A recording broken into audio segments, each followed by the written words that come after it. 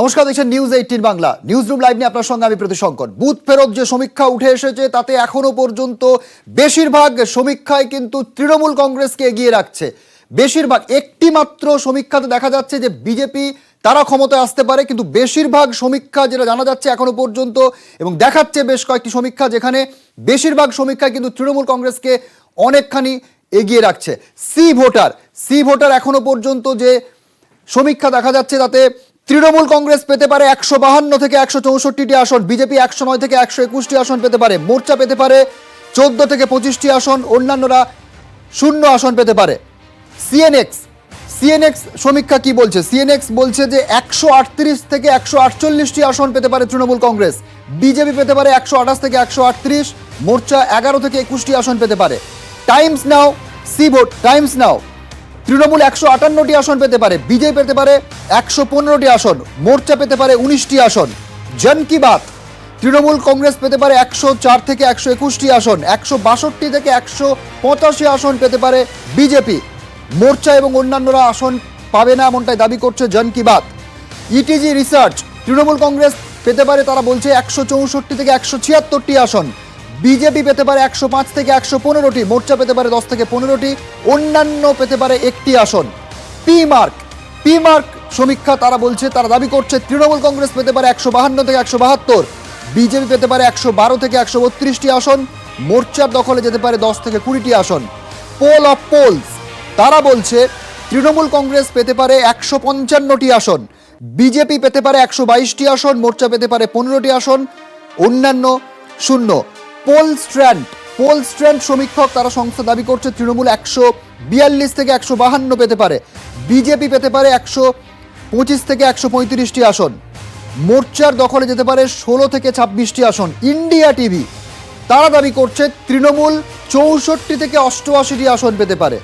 একমাত্র India TV তারা তৃণমূল কংগ্রেসকে অনেকখানি পিছিয়ে দিয়েছে, বিজেপি 173 থেকে 192, মোর্চা পেতে পারে 7 থেকে 12টি আসন। এখনো পর্যন্ত যে সমীক্ষক সংস্থাগুলো, একাধিক যে সমীক্ষক সংস্থার থেকে আমরা তথ্য পাচ্ছি তাতে বেশিরভাগ সমীক্ষক সংস্থাই কিন্তু তারা তৃণমূল কংগ্রেসকে এগিয়ে রাখছে।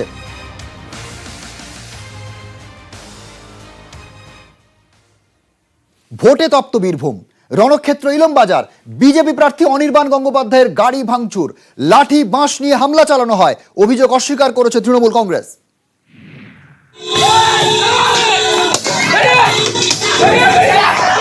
দমাদম গাড়ির ওপর বাঁশের বাড়ি,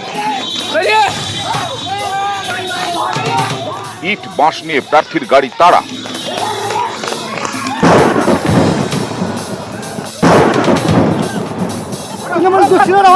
মারধর করছে।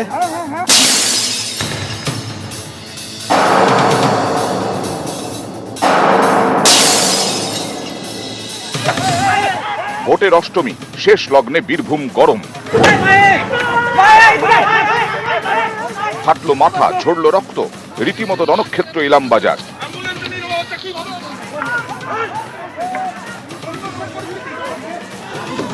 অবস্থা এমনই যে কোন রকমে এলাকা ছাড়লেন বোলপুরের বিজেপি প্রার্থী, তবে রেহাই পায়নি অনির্বাণ গঙ্গোপাধ্যায়ের গাড়ি, রীতিমতো ধাওয়া করে চলল গাড়ি ভাঙচুর।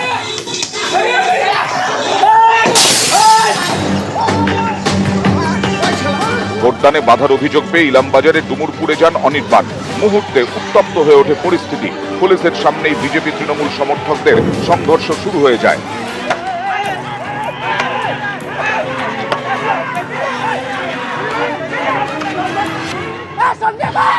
তখনই প্রার্থীর দিকে তেড়ে ফুঁড়ে আক্রমণ, গাড়ি ভাঙচুর, সকলের হাতেই ইট, বাঁশ, লাঠি। অনির্বাণ গাঙ্গুলির গাড়ি কিভাবে ভাঙচুর হয়েছে আমরা কিন্তু দেখতে পাচ্ছি সেই ছবি, যেটা বলছিলাম। অনির্বাণ গাঙ্গুলি এই গাড়িতে বসেই আসছিলেন এবং এই গাড়িতেই কিন্তু গোটা তিনি যে এখানে এসেছিলেন এই গাড়িতে বসেই, এবং পিছনের গাড়ির ঠিক পিছনের অংশ ভাঙচুর করা হয়েছে।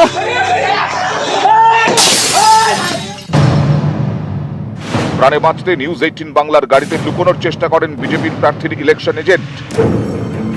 ওরা তো ছাপ্পা করছে না, ওরা তো ছাপ্পা করতে ব্যস্ত। আমরা এই বাধা দিচ্ছি, বাইরের থেকে যারা আসছে তাদেরকে রেস্কিউ করে নিয়ে যাওয়া, তাদেরকে ভোট প্রদানের ব্যবস্থা করা, সমস্ত কিছু আমাদের কর্মীরা করছে।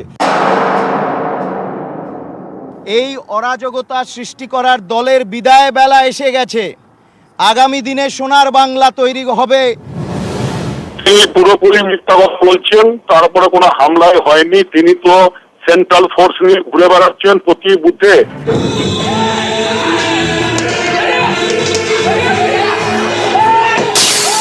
ভোটের শেষ দফায় এভাবেই তপ্ত বীরভূম।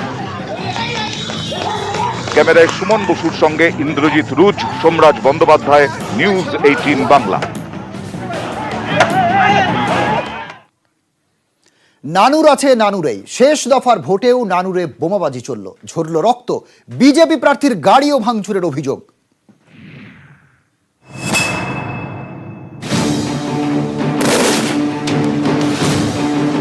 শেষ দফার ভোটের আগে নানুর থেকে প্রায় প্রতিদিনই বোমা উদ্ধার হয়েছে। ভোটের দিনও নানুর আছে নানুরেই। ভোটের আগেই নানুরের সিঙ্গি এলাকার বেজরা গ্রামে বোমাবাজি, তৃণমূল এজেন্টের বাড়ি ভাঙচুরের অভিযোগ অস্বীকার বিজেপি। নানুরের বেলুটি গ্রামেও দফায় দফায় বোমাবাজির অভিযোগ উঠেছে। বিজেপি এজেন্টকে বুথে বসতে না দেওয়ার অভিযোগ তৃণমূলের বিরুদ্ধে। বোমাবাজির অভিযোগ অস্বীকার করেছে তৃণমূল। পরিস্থিতি নিয়ন্ত্রণে এলাকায় নামে বিশাল পুলিশ বাহিনী। বেলুটি গ্রামে বোমাবাজির খবর পেয়ে ঘটনাস্থলের দিকে রওনা হন বিজেপির প্রার্থী তারকেশ্বর সাহা। তখনই বিজেপি প্রার্থীর গাড়ি ভাঙচুর করা হয়। তৃণমূল অবশ্য ভাঙচুরের অভিযোগ অস্বীকার করেছে। এই গাড়ির একেবারে পিছনের দিকে যে কাজ তা সম্পূর্ণ ভেঙে দেওয়া হয়েছে এবং ভেতরে থাকা অবস্থাতে ক্রমাগত ইট ছড়া হয়েছে। অভিযোগ যেটা যে পুলিশ থাকা সত্ত্বেও তাকে কিন্তু কোনোভাবে তারা হেল্প করেননি, বাঁচাতে আসেননি। নির্বাচন কমিশন ইতিমধ্যে প্রার্থীর তরফে কিন্তু অভিযোগ জানানো হয়েছে। নানুরের দাসকল গ্রামে দুই বিজেপি এজেন্টকে তুলে নিয়ে গিয়ে হামলার অভিযোগ। আক্রান্ত 166 ও 167 নম্বর বুথের বিজেপি এজেন্ট। আহত অবস্থায় তাদের রাস্তায় ফেলে রেখে দেওয়া হয়। তৃণমূলের বিরুদ্ধে মারধরের অভিযোগ অস্বীকার করেছে তৃণমূল। যিনি বিজেপির ক্যান্ডিডেট তিনি তাদেরকে এসে শেষ পর্যন্ত উদ্ধার করেন এবং দেখা যাচ্ছে দুজনকে দ্রুত হাসপাতালে নিয়ে যাওয়া হচ্ছে। দুজন কাণ্ডে বন্দুক ঠেকিয়ে দুজনকে তুলে নিয়ে যায়। তারপরে 7 জন মিলে ওই ছেলে দুটোকে পুকুরে পাড়ে বেধড়ক মারার পরে ওদেরকে এক জায়গায় থেকে ওইখানে তুলে নিয়ে এসে রাস্তায় ফেলে দিয়ে যায়। এদিকে নানুরের সিঙ্গি গ্রামে বিজেপি নেতা খোকন দাসকে মারধর ও তাঁর গাড়ি ভাঙচুরের অভিযোগ উঠেছে। অভিযোগ অস্বীকার করেছে তৃণমূল। যখন আমি এজেন্ট ওকে ডেকে নিয়ে আসতে যাই তখন আমার উপরে 300 জন তৃণমূলের দুষ্কৃতীরা এসে আমাকে হামলা করে, আমাকে মারধর করে, আমার গাড়ি ভাঙচুর করে। নানুরের নিমড়ে গ্রামে তৃণমূলের নিয়ে আসা টোটো করে কয়েকজন সিপিএম কে ভোট দেন বলে অভিযোগ এতে ওই সিপিএম সমর্থকদের মারধর করে তৃণমূল। এখানেও অভিযোগ অস্বীকার তৃণমূলের। নানুরের সুন্দরপাড়া ও নতুন ডাঙ্গায় তৃণমূল কর্মীদের বিরুদ্ধে ভোটার কার্ড কেড়ে নেওয়ার অভিযোগ ওঠে। বিজেপির দাবি সুন্দরপুর গ্রামের অধিকাংশ বাসিন্দা ভোটের আগে বিজেপিতে যোগ দেন, তাই তাদের হুমকি দেওয়া হয়। যদিও ভোট দিতে সমস্যা হয়নি সুন্দরপাড়ার বাসিন্দাদের। পুলিশের তত্ত্বাবধানে যাদের কার্ড কেড়ে নেওয়া হয়েছিল তাদেরকে কিন্তু ফের ভোট তারা দিতে পেরেছেন। নানুর এভাবেই দিনভর গরম কাঁকরতলাও। কদমডাঙ্গা গ্রামে তৃণমূল নেতার বাড়ির সামনে থেকে উদ্ধার 45টি সকেট বোমা, উদ্ধার 4 কেজি গান পাউডার। ক্যামেরায় শুভেন্দু চট্টোপাধ্যায়ের সঙ্গে সুকান্ত মুখোপাধ্যায় ও ইন্দ্রজিৎ রুজ, নিউজ 18 বাংলা।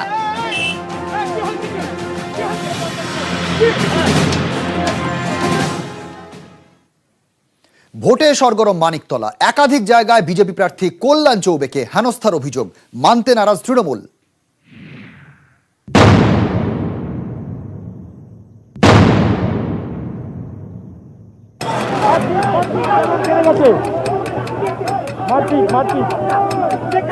ভোটের শেষ দিন মানিকতলার জগদ্দান মঠ এলাকায় উত্তেজনা।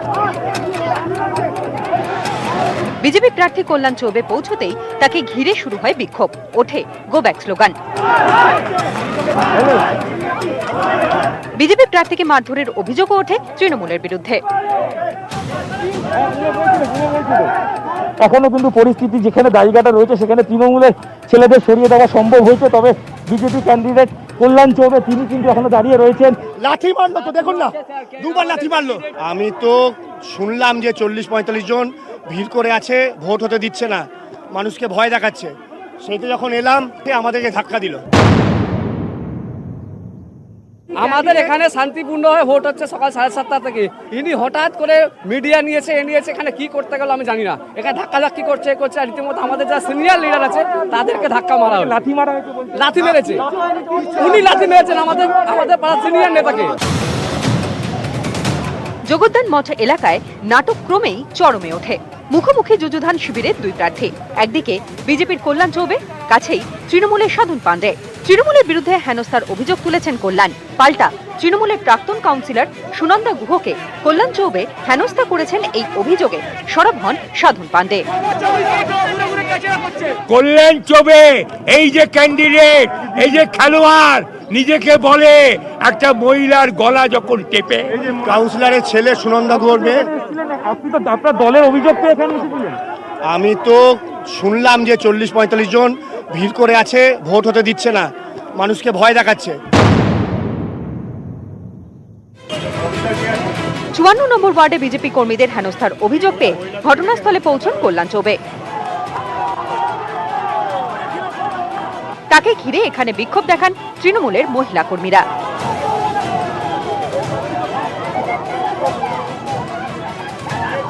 এবং মহিলা যারা রয়েছেন তারা কিন্তু এই মুহূর্তে রীতিমতো বিক্ষোভ দেখাচ্ছেন। তৃণমূল মহিলা সমর্থক